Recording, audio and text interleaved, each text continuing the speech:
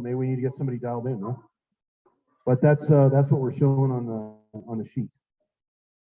All right. Reminder projects. So it looks like the working on the urban farm is going to be on 4/17. Does that still sound right, Regina? The urban farm. I saw the email come out about 4/17. I don't know if that got confirmed, but put that down as tentative, working on the urban farm. I think Donna might have put something in the last newsletter for a link for the urban farm if you want to check that out. We're still working on the Highline Canal cleanup. We're projecting April 24th, and then the meal prep delivery at Second Chance Center on May 8th. And so got a few of those things, and we'll keep those kind of flowing, and we'll give you more details as we get closer. All right, John, would you like to come up and talk about I'm probably going to butcher this name, John. Is it the CCA Foundation? Yeah, okay, awesome. So John's going to come up and talk a little bit about that, and then we have a pinch hitter for our speaker today. He's not a real well-known guy, but we'll give him a shot here. So we'll do that in a little bit. All right, John. Wonderful. Well, thank you. I'm unfortunately going to be out of town next week, but don't miss the food. It is so good. So make sure to get there next week. Family and I go several times. I've been there several times. If you have your cell phones, both those that are joining us online and those that are here in the room, pull out your cell phone. Open up your messenger app, whatever you use. Go to your messages, your text message app. Put in the phone number 41444. Not going to get anything crazy. It's going to be a great thing. 41444. And then the message you're going to send is Impact CCA. IMPACT CCA. Impact CCA to 41444. You're going to, in just a few moments, get a link all about the CCA Foundation's upcoming virtual scholarship luncheon. And so we invite you. It is free to come and free to register. It's going to, I promise you, you will not leave with the Zoom fatigue that you have pretty much every day of your life since last March. We are partnering with Aurora TV. We're going to be honoring one of our longtime board members and community leaders by a guy, a name of Mike Quirk. So he's retired from Wagner Equipment Company, but we're excited to offer him. We do one award a year from the foundation called the Summit Award, and so we're going to be recognizing him. You're going to learn about the impact that CCA is having in the local economy. So our theme this year is reframing the community college, and it's going to be a great chance for you to experience virtually some of the things that our students have been experiencing in the last year. Some of the great programs, both career and technical programs, our award-winning film school, our theater and creative departments. So it really is going to be a fun-filled afternoon from 11:30 to 12:30, but you're going to want to log on a little earlier than that. For those that have businesses, if you're interested in sponsoring and getting your logo out there and being part in that way, you'll find all the information about that. But really, I want to invite all my fellow Rotarians to join us. It's free to register, so hope to see you virtually. We will have live elements, so I'll be live in the studio at Aurora TV with Reggie Rivers, former Bronco, a few other folks as we do some live elements as well as pre-produced elements. So it should be a fun time, a quick hour. Grab your lunch, join us online on April 30th. Thank you so much. Again, Impact CCA to 41444. Thanks, John, for that update. Appreciate it. I want to give just a kind of a club update real quick. Last board meeting, we finalized some new bylaws. Paul Suss and I think Linda was part of that committee. David was on that. Trying to think who else. Jim, Tom, you guys were all, thanks for all your hard work associated with the bylaws along with the operational guidelines. We're gonna, we got a final board review and vote on those, and then I'm gonna have Paul present to everyone. You'll all get a copy of them so you can review them. There were some changes that we made, some naming conventions that were changed, but for the most part, we are happy with the way this stuff turned out, and so that'll roll out probably within the next couple months, so you guys will see that. Also, we are looking for additional members to the finance committee, so if you have an interest in being part of that, Rick And Danielle actually are on that committee. Danielle is the incoming president. That's part of her role. And then Rick is the treasurer. And we're looking for other members. I think Paul Suss, you got nominated to be on that committee. But anybody else that has an interest on the finance side and you want to be involved in that, please reach out to Rick and become involved in that. Once he's had a chance to kind of review some of that, we're going to most likely have a state of the club session that'll be late April, first part of May is probably what we're looking at, right, Rick? Is that what you're thinking? Yeah. And that'll roughly give him about 9 months of numbers that for this last fiscal year that we'll be able to work with.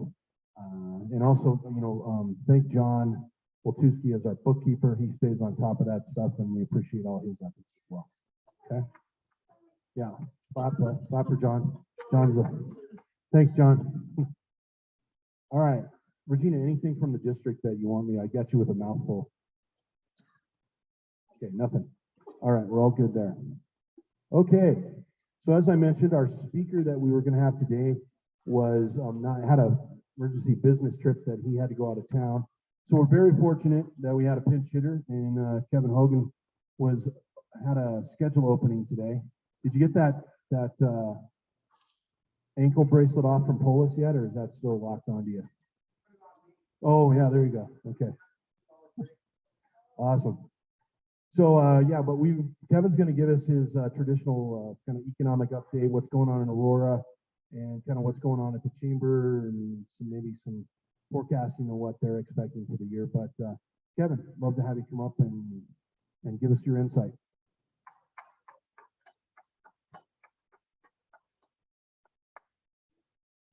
I was a little worried during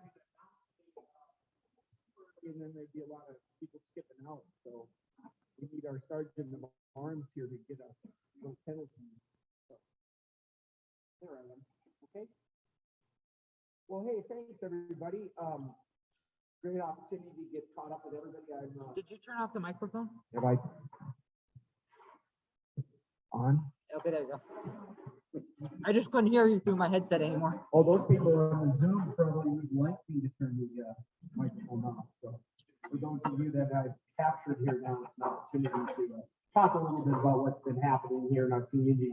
Really, it affected the chamber on March 13th. Never do an event on Friday, March 13th, the 13th anymore. It is bad luck.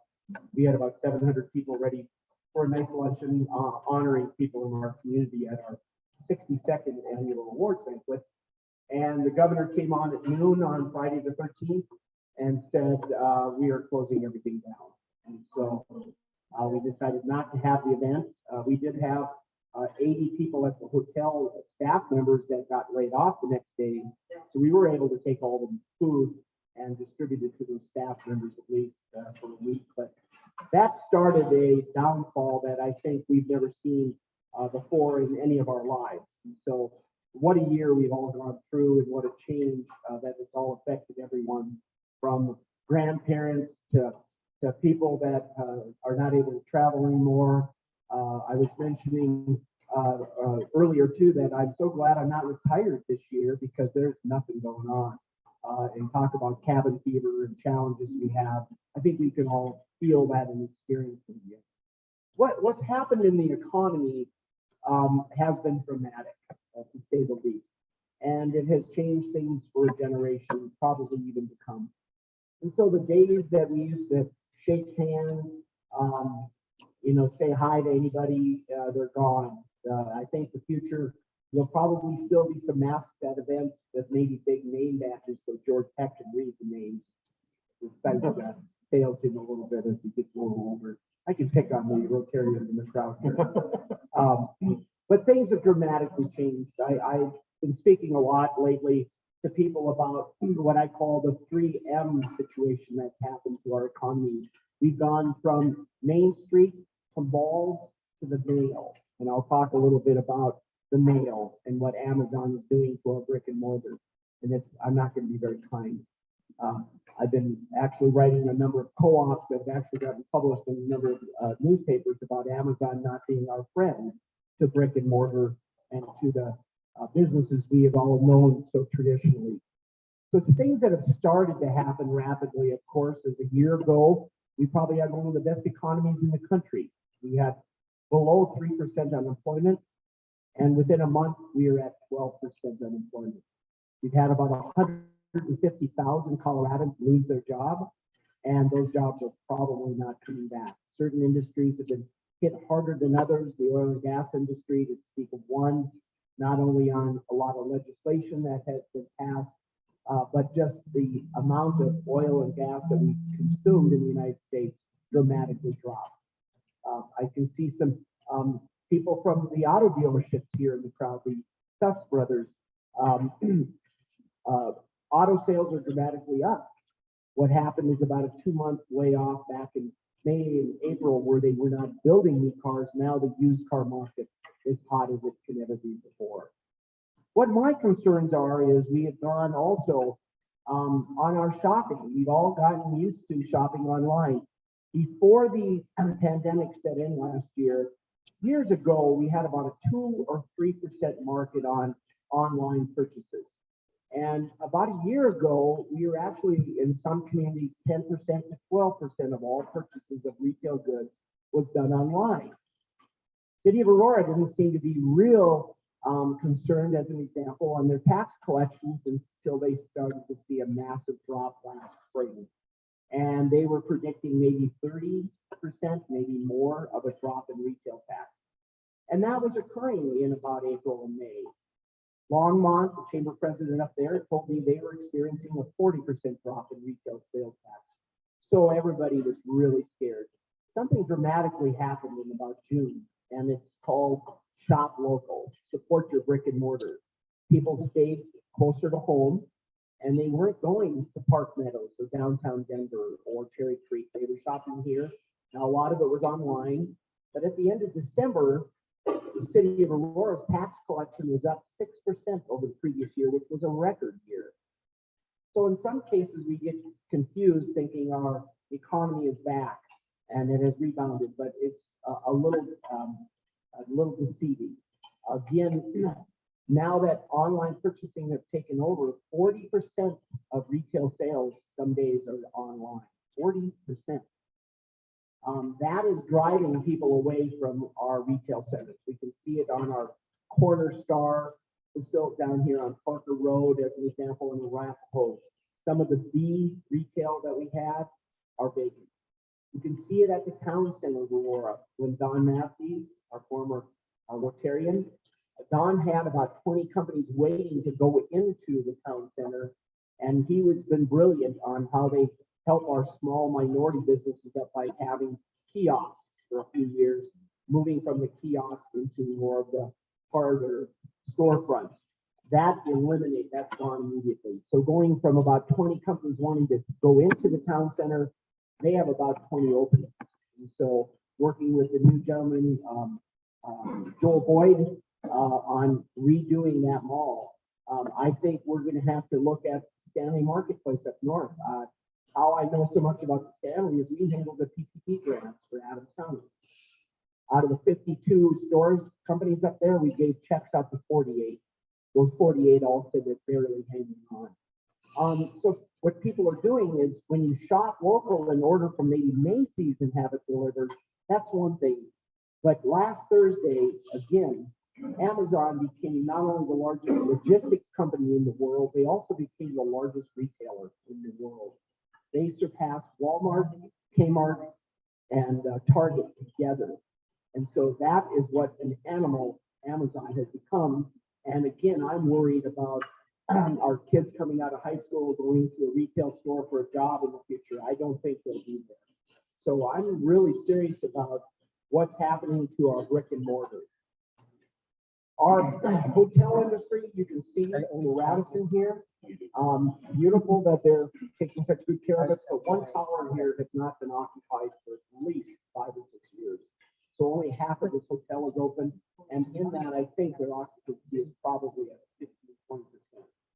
The Gaylord, one of our major resorts that we have in Colorado now, is down to 13% at one time. That's devastating for that entity, for their employees. The try to come back. And we're slowly seeing some of that tourism. We were not hurt in Colorado as much because we got jobs. And people love to go out and bike ride. They love to go into the mountains and stay up in Aspen and Vail. Now, we weren't getting the international travelers, or we were not getting the out-of-state travelers. They have come back. The Texans are back skiing in full. So we really didn't get hurt as much in our tourism as we thought. What's killing us is the business travelers are not there. The convention business, the airline business, DIA, which has changed their name now to DEN, D-E-N. You got to remember that. DIA was done in Aurora, and they finally got tired after 25 years of home. So DEN, it has plummeted. There was a day last September that their business, their travel was down to what it was at Stapleton in 1947. And so you can see the traffic has not come back. There has been some tourism travel, but the business travelers, which is about 50% of the airport profit and 50% of the airline profit is in business travelers, has not returned. Are we going to return? Are we going to stay on our Zoom? Is our international travel, when people might have gone over to Korea for a day or two meeting, now they can Zoom it and save themselves 4 or 5 days? I'm concerned that that business might not come back. The airlines have recovered to some degree, but it's a lot of it is the backfill of the government PPP grants that are coming out. I've teased a few people at Rotary. We did have a phenomenal amount of money coming out to the business community, about $1 trillion in the last PPP grants. Now there's 1.9 trillion coming back out. Not necessarily though to the business community as much as other projects that we're really worried about. I think the money is needed. It has to be put back into the economy. But I'm worried about the debt. I've asked the question before. I think people are getting used to it, but how many years would it take you to count to 1 trillion? Nobody knows what a trillion is. Hardly anybody knows what a billion is anymore. But a trillion is totally misunderstood. Anybody have a wild guess? There's those of you that have told this to, don't yell it out, but yell out the most amazing number you could think of to take the count to 1 trillion. How many years? I had a guy guess 500 years the other day. Somebody said 10,000 years. There was somebody handling retirement accounts. We have a couple people here that do that, and they guessed 10,000 years. Now, it's 31,000 years. You started today to count to 1 trillion. Now, George Peck would take 62,000 years. But that's because he's got his shoes on and he can't go past 10. So I'm keeping George's right up front. But it's amazing amount of debt that we are acquiring. But in the same brand, our economy is starting to roll again. And so there are certain industries that are doing very well. The big boxes, the remodeling of your home. Rick Richards is remodeling his home right now. He's a huge contributor to the economy. Thank you, Rick.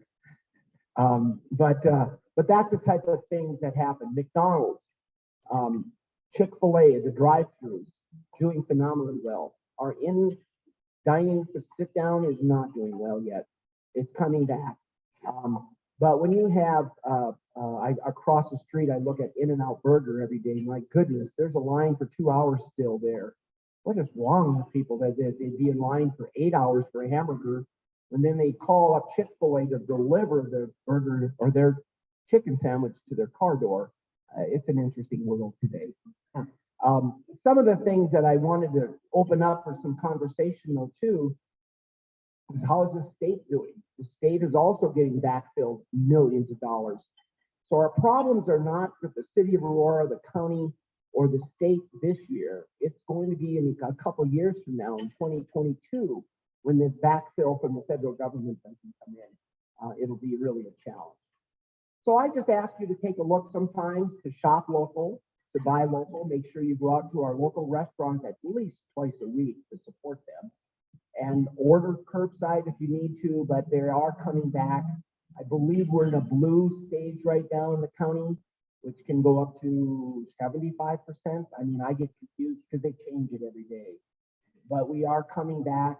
We have our 70-year-old citizens now, about 75% have the first vaccine.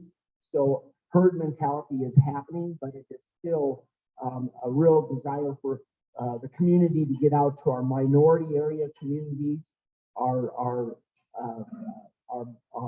African American families, our Hispanic families are way behind. And so hopefully the state is going to catch up on those vaccines, and we can probably start meeting in public a lot more, I believe, by June. I think we're going to have some bumps in the road. We are not Texas. I don't believe we're going to eliminate these masks. We're going to be using them, I think, for years to come. So again, the overall economy is challenged in certain areas, but there are certain people that are doing very well. Our schools are challenged. How do you do virtual learning in today's environment? It is unbelievably difficult. The teachers are getting vaccinated, they're coming back, but I do truly believe we need to get the kids back in school. I think they've had a whole gap year. When we got out of college, we took that gap year if we didn't go. I think everybody has that. I doubt that they're going to hold the kids back. They're going to push them forward, but it'll be interesting with our SAT tests if they even do them and what's happening. John from the Community College Foundation, we're lucky to have a great guy like him at the foundation. But the college has got some challenges because the number of kids or adults have dwindled tremendously. And so our percentages of people going into college are really down from CU to CCA. And we're worried about that. And some of our numbers are, it's our minority populations that have not come back to school. And so the things we've been doing for the last 20 years have been struggling. John probably knows a little bit more about that than I do.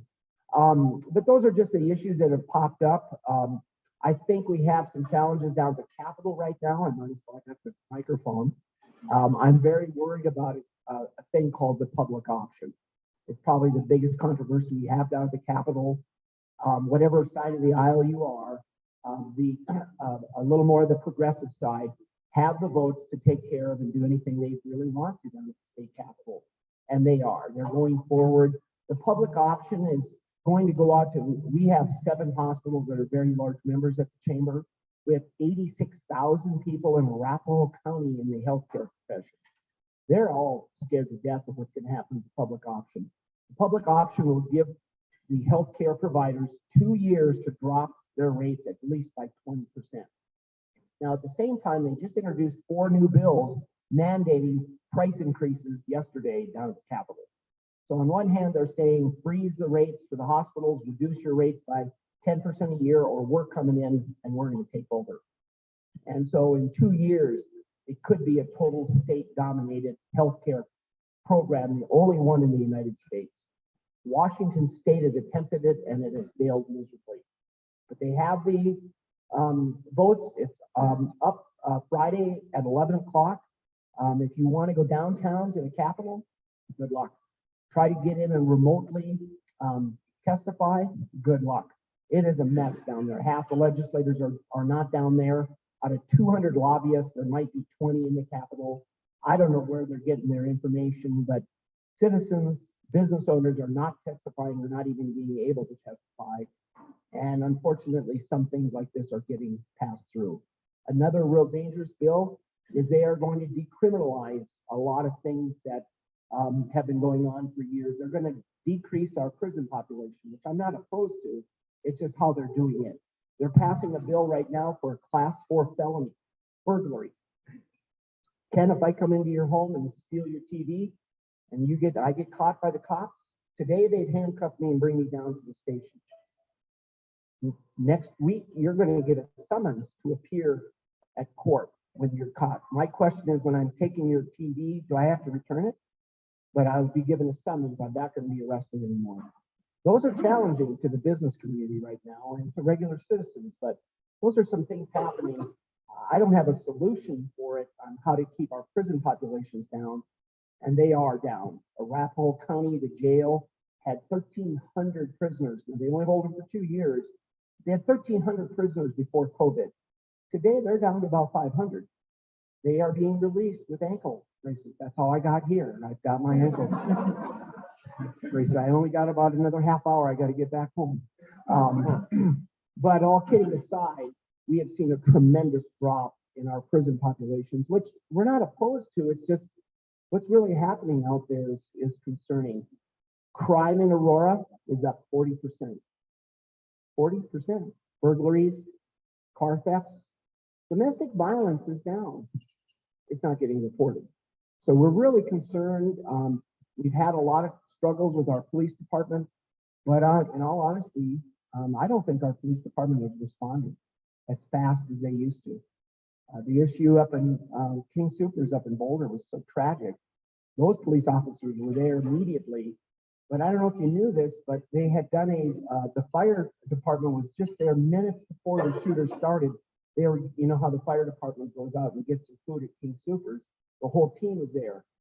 We believe he was in the parking lot. The fire department left, and he went in and killed a guy in a car, and then shot another. I think the 62-year-old gentleman was shot 3 times in the back. And then he went in, and then our police, the gentleman that lost his life, was the first one in the door, and I think he got shot immediately. So just a tragedy out there. But I'm really worried that our police departments all over are not responding. There's a lot of problems, as we know, with police departments around the United States, but we really here in Aurora have a severe problem, and our crime has spiked up so bad. I'm really concerned. So that's just another topic for another day too. But anyways, this COVID has again changed us dramatically for a generation to come. Changed our buying habits, changed our traveling. It's just about changed everything we do. With that, there are positives. Our aerospace industry at Buckley continues to grow. We were a finalist for Space Command. Rini from my staff put together a great Tiger team. It actually included George Peck. And we put together what we thought was a tremendous program to bring Space Command here. Tentatively, we've lost it in the state of Colorado, Huntsville, Alabama. But our Colorado Springs friends, who I visit with almost every day, are convinced that it was stolen from them, that during the Trump election, he basically gave it to Huntsville, Alabama. That's not actually true. And so the generals, I sit on a couple boards, say, don't embarrass yourself, Colorado, by saying Huntsville stole it. They put together a great program, and it is better than ours. You look at it, and it has to do with our great school K-12 education.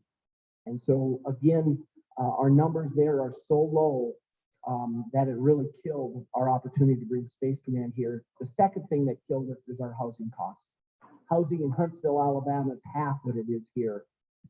So as lumber has just about doubled in price, the cost of water, the cost of land, everything here in Colorado has posed an unbelievable problem in the cost of housing.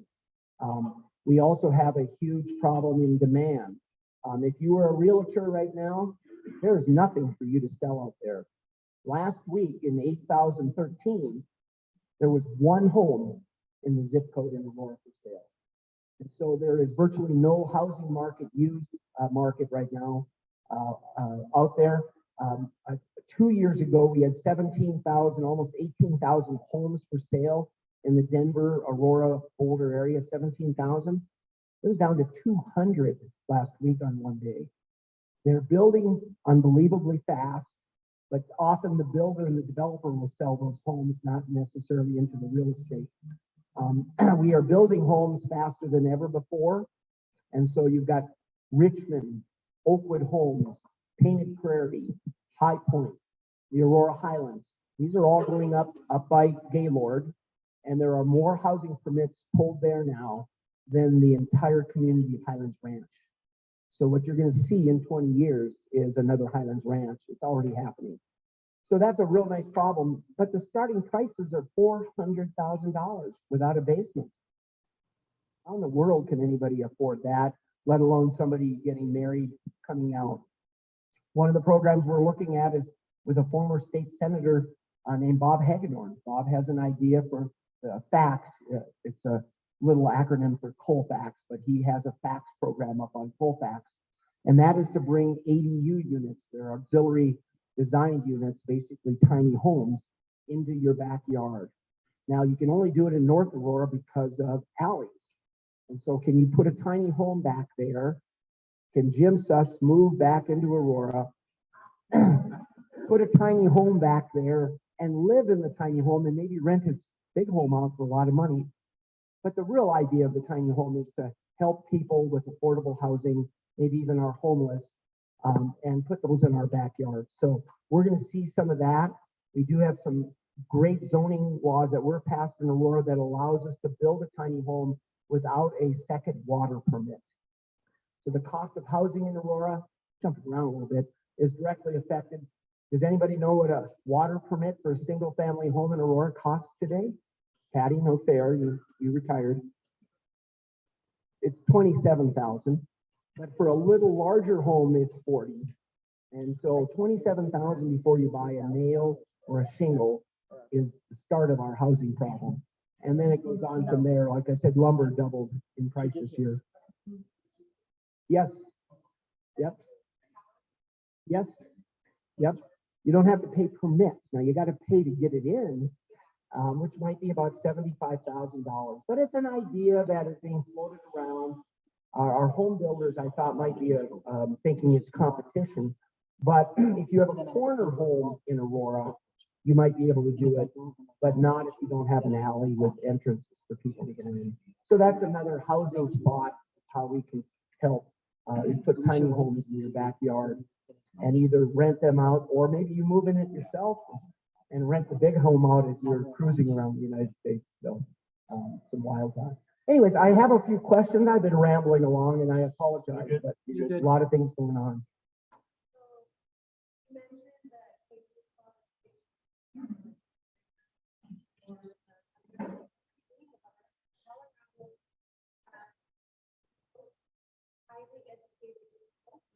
People move in.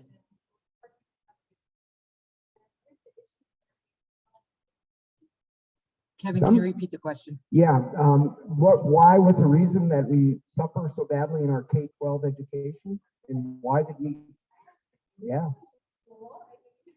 Well, no, it's because we're all gypsies. All of us with higher education, we all moved here. Nobody was born and raised here. How many people were born and raised in Colorado? Wow, more in this room than usual. But most of us with our higher ed degrees probably got it somewhere else. I've had teased some of our superintendents over the years is if we bring in the most highly educated workforce in the country, why do we even have a K-12? Let's just recruit everybody out of state.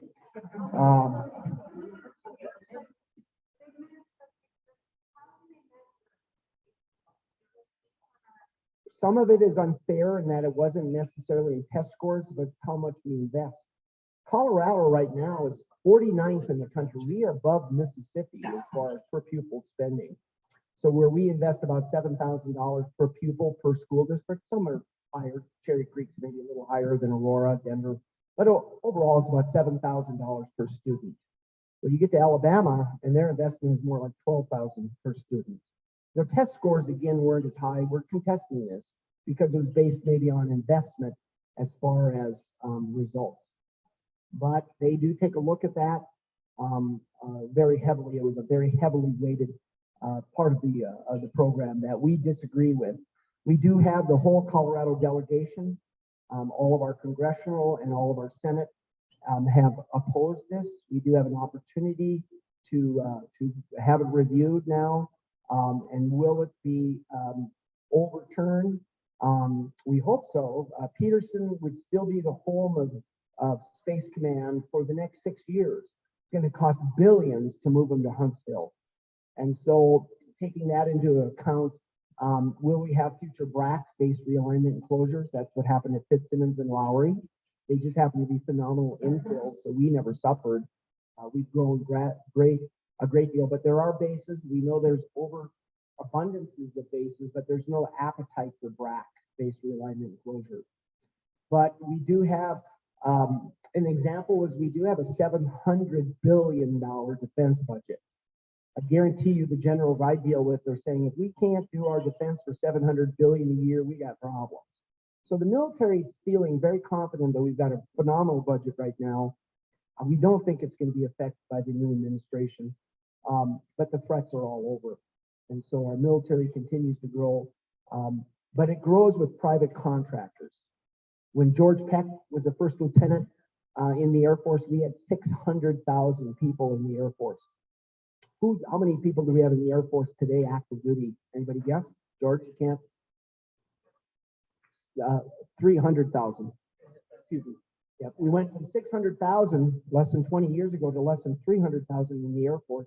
Army, Marines, all the same. The numbers are plummeted, but we do use a lot of contractors that do some of that work too. Not the dangerous work, but the engineers and all that. Buckley is now Buckley Garrison. And so we're going to have to get used to wings, and I don't even know. I'm not, my dad was Air Force, but it's taken me 27 years to learn some of this lingo. Now they change it on me. I'm sorry. David just had a comment that Colorado also charges 2% of MSR value, where Michigan is the next expensive for cars. Oh, for autos? For auto. Yeah.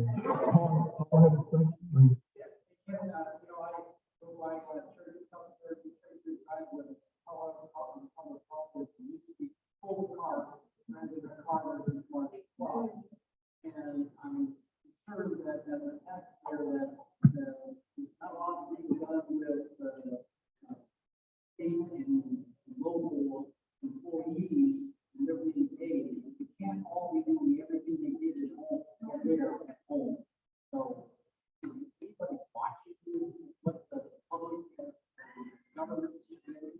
Well, the money's flowing, as we all know. Now another 1.9 trillion is coming out, but it's real difficult right now because one of the things we have is fraud in unemployment.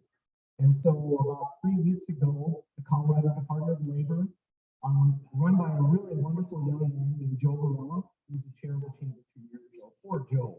How'd you like to be honored by the governor and say, would you like to join my cabinet? He's the head of the Colorado Department of Labor. Joe, what a great thought 2 years ago. What a nightmare now. There were 400,000 fraudulent unemployment claims 2 weeks ago. I was one of them. It's over 1 million today. I bet you everybody got here. Who got nailed? Yeah, you probably all did and you didn't even know it. And so there's over 1 million right now. We'll probably go to 2 million claims. That means they hacked us. They have our social security number. We know it's coming from China doing the hacking. They also have all of our healthcare information. And so that's all been hacked. And so I do believe that someday we might go back to writing checks instead of these electronic payments, because I think the banks, Rick probably with his bank president role, the banks are getting, I think, crucified in fraud. They just don't want to admit it. But the cybersecurity problems we have, I think, are unbelievable. And so we're all faced with this, but knowing that the state of Colorado was hacked in, and what you do is you get a debit card sent to your home. Now it has everything about you, might have somebody else's name on it, but you get a debit card of $19,000 sent to your home. Most people are throwing them away. They didn't even know that they have been compensated. So huge problems with that. Ken or whoever.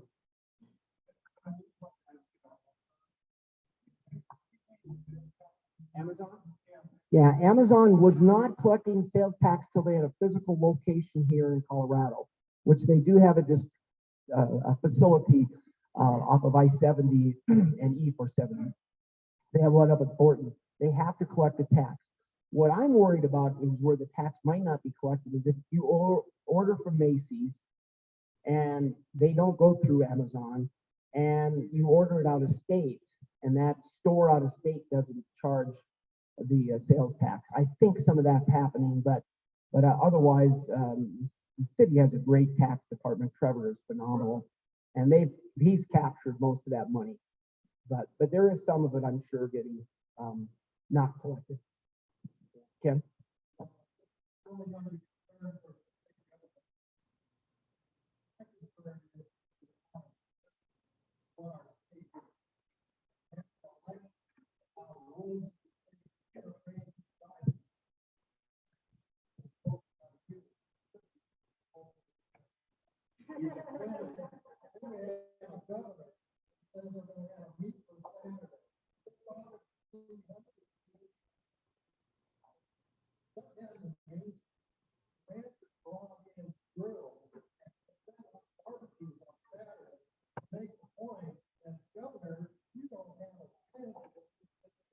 Yeah. No, not that I'm, a massive governor fan. I do believe Polis has done a great job. The question was about a meatless Friday. I do believe he did it innocently, and they do so many things a day that they honor somebody somewhere, somehow. The city does it too. I do believe he was innocent to a degree, and it exploded on him on other states. It actually probably did the ranching industry more positive because it went national. And so his stumbling there, it happened. But yeah, the state, sometimes I worry that our you and I as citizens, we worry about who's president, and we have no idea who our city council is. We have no idea who represents us down at the state capitol. I doubt anybody even knows who our county commissioners are, let alone what the heck a county commissioner does. So somebody's calling in incoming call. Oh, hold on. Donald Trump, 1 second. Yeah, I got rid of it. Okay, it wasn't the Trumpster. He would never call me anyway. So, no, I think we have a divide in this country. We have a divide locally, statewide. Hopefully, we can sit at tables and talk to people, because there's a lot of good people out there. I just don't think they communicate anymore, and they go with what they think is a popular idea, and it's not necessarily what's best for the communities. But it's a struggle. And they're not bad people by any means down at the Capitol. They really aren't. I just don't think any of them that I'm aware of have ever had a job in the public with a retail or a store, or written a check to as an employer. They are politicians, and they're running as professional politicians, and we don't see lawyers anymore, which I don't necessarily always want a lawyer to be in our legislature. They're trained to win. They're not trained to compromise. Craig Wagner just came in, but I can talk about it because he hasn't eaten yet. But think about back. Yeah, we hardly have any veterans anymore, and I don't think we have 2 veterans out of 100 legislators downtown. We have Jason Crow and Lamborn, but we don't have much representation back in DC from our military anymore either. They used to make up about 40% of elected people were veterans, less than 5% now. So just a lot of changes. But we don't get business people that want to run anymore. In fact, who in the world would want to run? I mean, they're faced with these, every one of these. I take my hat off for anybody wanting to run for public office. It's just terrible on both sides of the aisle. Everybody gets abused. We have city council members that are leaving city council. I might not agree with them, but I totally disagree that they should have their children abused in school. And so, city council members are leaving. Allison Hiltz is I think she's leaving because she's harassed. I know she has other opportunities. She has a new baby, but I think Nicole is leaving because the family is threatened, the kids are threatened. So it goes on both sides of the aisle. And so we Americans have been horrible to our elected officials. But anybody wanting to run, why would you want to subject your family to that? So I really do take my hat off to people wanting to run in today. And we need good people to run. We really do. But I do believe business people are scared to run. I mean, why do you subject yourself to this harassment?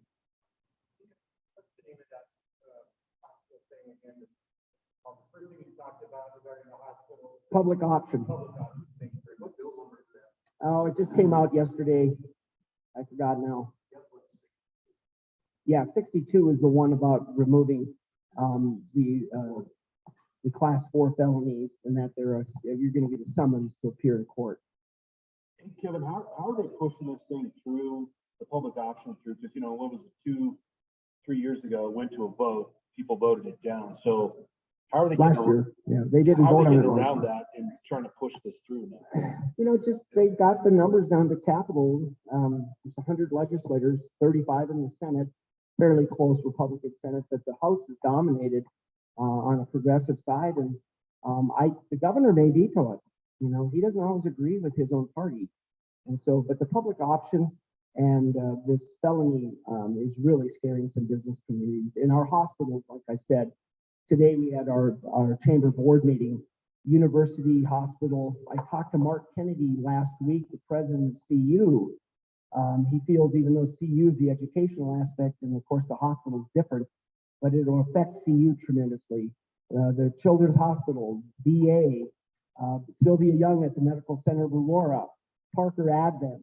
There's not a hospital in this state that is standing behind that. My thought is, again, in Arapahoe County with, again, just under 90,000 employees in the healthcare industry, we got problems in 2 years if the state takes it over.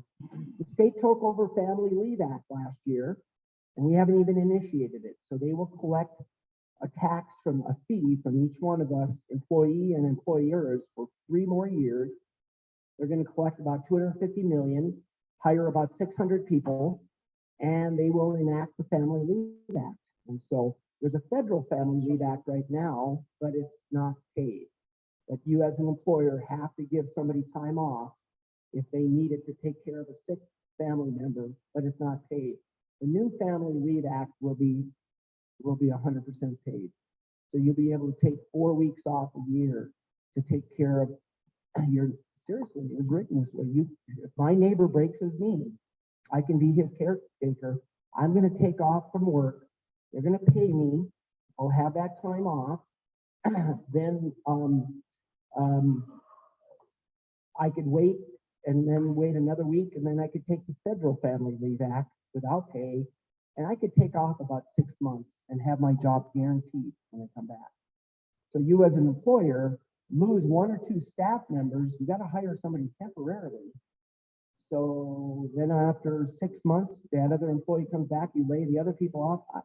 It's going to be a nightmare. The Family Leave Act was passed last year. We defeated it 8 years in a row. Last year, lost control of the House, Senate, and the governor, and he signed it. So the Family Leave Act, you as an employer will be collecting money starting this year, and employees will pay in. And again, we pay in for 3 or 4 years before they ever start the program. And then again, you'll have up to 4 weeks paid time off, and you can still get the federal time off right back to back. It'll start to affect a lot of businesses. So unintended consequences is what happens. And again, I don't mean to pick on the legislators, but every one of them that wrote the bill never has had an employee in their life. They've never written a paycheck in their life. And so, well, it's just, I don't think they're mean-spirited. I think they really are trying to do good. They're just inexperienced.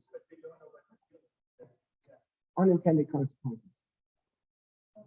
Well, hey, I have gone on and chewed for quite a while. I apologize. Yeah, Mayor Kaufman right now, the city passed an ordinance restricting campaign investment. And so if you're a city council ward member, you can do only $400 now as an individual, and you can do $1,000 for the at-large. So Kaufman has filed a lawsuit saying that is unconstitutional, and I think he's going to win from the lawyers I talked about it. But it's in effect this year, and so if you're going to give a candidate money, if Omar, when he decides to run again, for mayor, I believe they could do $1,000 at large, $1,000 and $400 for the wards. Otherwise, they create a PAC, and they can then hide their money. And the PAC basically cannot talk to a candidate or his campaign, but those monies are unlimited. And that's what I think comes into the community quite often. So, but on one hand, I think it makes these politicians get out and really, pardon my French, bust their butts to get out there and handshake and meet people and do it. I think the last election was a pretty good indicator, and I'll pick on a wonderful husband. But Omar really hardly collected any money compared to Kaufman. He almost beat him. So I think it's hard work more than money sometimes. I think we're so overwhelmed with mailings to our house and TV commercials, we shut them all off. But that's where they're spending their money, and that's where that, I think you call it dark money, comes in, money from outside the community that we don't know who it is, and it goes to candidates. But I saw a couple elections ago that some of these politicians had no idea these TV ads were being run, and they were horrible. They did them on the Super Bowl. And that money went, well, there wasn't a Super Bowl, it was a Monday night football game against the Broncos. By that time, 90% of us had already voted even, because we have mail ballot here. And we really, I don't think we have a mail ballot fraud, but we've done it for so many years. Other states, first year they ever did mail ballot, I'm sure they're wondering what's happening. We've done it for about 12 years now in Colorado. How many? 14. Rick. Oh, thank you. Yeah, the chamber's hanging in there. We're doing well, but to be honest with you, it's because we handled the PPP grants and got paid to do it. And we've also qualified. At first, we weren't as a 501c6. Our foundation qualified, but for about the first 6 months, we weren't qualifying, but we were getting paid by Adams County to handle the grants and distribute them and review on that. City of Aurora did it all themselves. Centennial did it all themselves. Arapahoe County paid us to do the PPP grants. So the chamber got some PPP grants. We got some money from handling them.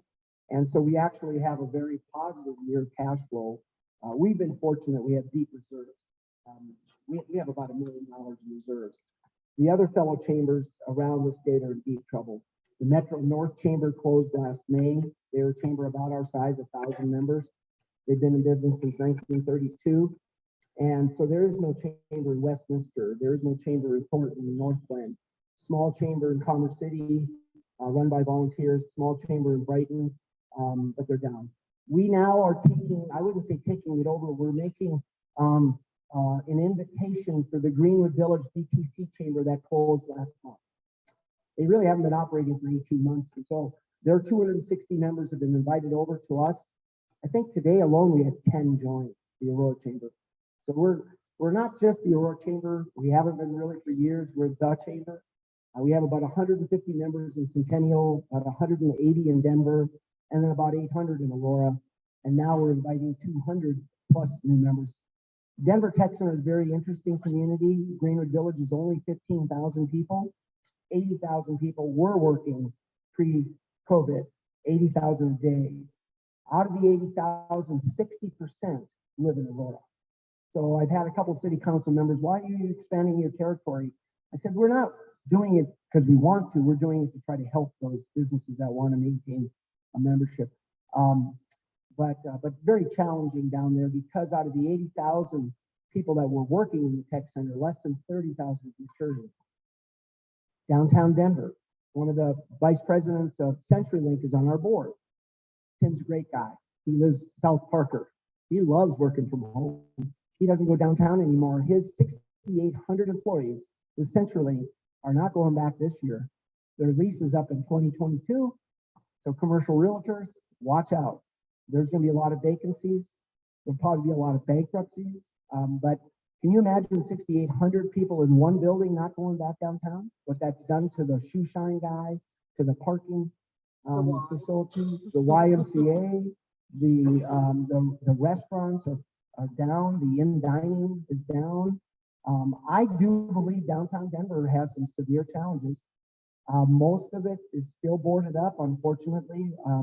We had a lot of demonstrations this year, and I think they were peaceful, and then there was always a bad person or two that created havoc, started a lot of buildings on fire. The big controversy at the Capitol last week was they're going to put a fence around it. That's the people's house. Now we're going to have a huge black fence all the way around it. They're talking about leaving the barbed wire. I said, come on, you got to get rid of the barbed wire. I mean, you might have a fence.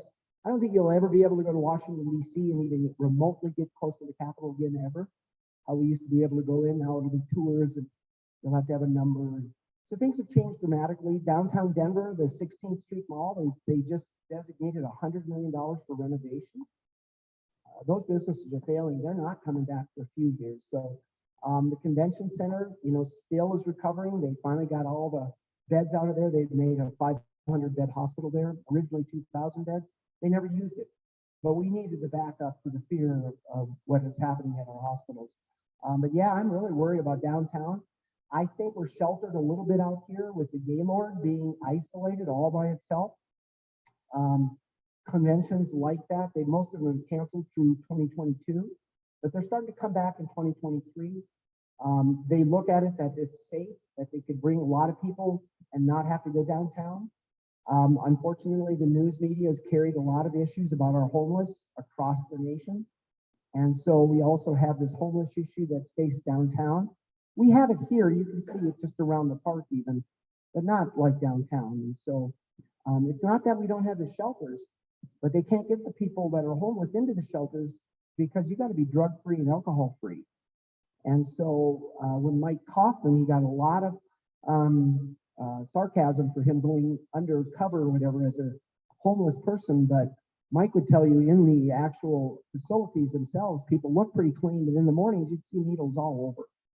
So we have a real mental health issue with the homeless. We have a drug problem with the homeless, and I don't know how they can possibly keep up with it. It is an unbelievable dilemma. But if you go to LA, or you go to San Francisco, if you go to Portland or Seattle, we have no problems compared to those cities. They really are. I was in Portland a year ago, February before COVID, at a national chamber convention. I was shocked. But you know, the Portland homeless look different than ours. They actually have mayors, and they're all underneath the interstate because of the rain. But some of them look as neat as any Cherry Creek camping spot I've ever seen. Then others were trashed out, but some of them are maintained very well because they have the mayor of their homeless camp, and they actually have sergeant at arms. And in so some cities they actually have created little communities, but they clean up. And so it's not so bad. We don't have that in Colorado. I don't know if we ever will, but there's a huge homeless problem, huge mental health, huge opioid problem. I mean, I could go on and on. And this COVID has magnified it, unbelievable. So it's not that we don't have the facilities. It's really hard to get the people with mental health issues into the facilities. On Colfax, RTD on a cold day a couple weeks ago, we were trying to get the homeless just to get into the buses, and they've been wonderful, RTD. That's another issue I could talk about is our light rail. Billions of dollars, and nobody's using it. And so we're really concerned here at Aurora. We fought with the city, we fought with the schools, because they tried to get our light rail even worse than it is today. Right now, we used to have service about once every 20 minutes, and it went once every 30 minutes. Now it's once an hour. But they were trying to pull it last year that we'd maybe once every 4 hours have a train come through. Well, who could ride it?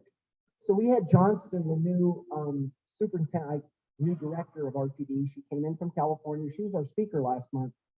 She's asked me plain, what do you think we need to do? Because nobody's on it. I said, well, I was a young man in the airline industry back in the 70s, and if an airplane left with the pilots and flight attendants, same fuel, if they went with one passenger, if they went with 100, it was the same cost to operate that plane. I believe that's the same with the trains. They're operating, they're going to be paying millions of dollars without any revenue. Drop the fare to 50 cents. Right now it's $11 to get downtown, $11 back. That's 22 bucks. And it takes about an hour and a half. If you miss a train, have to make a transfer over here at Hamble. Anybody ever taken a light rail? And so it's not real convenient. The only stop that doesn't go to Union Station is the Aurora line. Every other line goes directly to Union Station, and there's nobody downtown. So there's nobody riding it. It's losing millions of dollars, probably a day. What happens to the light rail? If you put people on for 50 cents, I think George Peck and Barbara would take it and get them used to taking it. I mean, it's ridiculous. And then get you to live on TODs, transit-oriented development. There's millions of dollars invested by developers, and that development may not happen if you don't get people to live here and get on those light rails. We don't have the workforce like they do downtown, so we'll never bring the workforce in, but those are just my ideas. Yeah, then once they get you hooked on taking that train, raise those rates. Yes.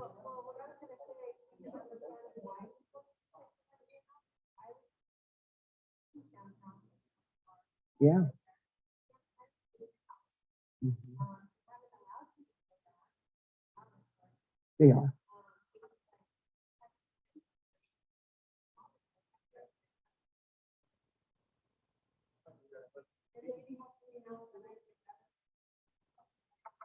Yeah. But if 70% of the workforce hasn't returned downtown, yeah. Mhm. Yeah, every retail store I know, there's one thing they're selling, a lot of shirts. No pants, no shoes. So if you're in the pants business, you're out of luck. Yeah, it's very true. Yeah. Well, thanks for listening, and hopefully the Zoom crowd got a few of those questions answered. Thanks, Kevin. Here's get back here, buddy. Come here. So this is your challenge coin for getting up here and giving George a hard time. That's great. And Craig back there. Good to get him, mate. So You know what a challenge coin is? If I didn't have my coin with me, I'd have to buy everybody a drink. But if I have my coin with me, yeah. there you go. Thanks for filling in, Kevin. Really appreciate it. And thanks for the update. Those great questions. All right. Couple updates real quick. Bill Rapp had surgery on Monday, and Mr. Snyder told us that he is healing well. He's out of the hospital, right? He's back home. Still in the hospital. No, he came on this morning because he was on Zoom. Look at him go. He's on Zoom. There you go. All right. So he's sounds like he's doing well and in transition. So that's great. And then for those of you that might not have heard, Jim Rogers' lovely wife passed last week, and so we want to give our condolences. And if there's anything we can do for you, Jim, just let us know. Okay. She is definitely, no question about that. Any other announcements? All right, guys, we're done. I'm going to adjourn the meeting. Thanks everybody for coming. Bye, everyone. I hope you guys have a great week. Remember, we're not on until 2 more weeks.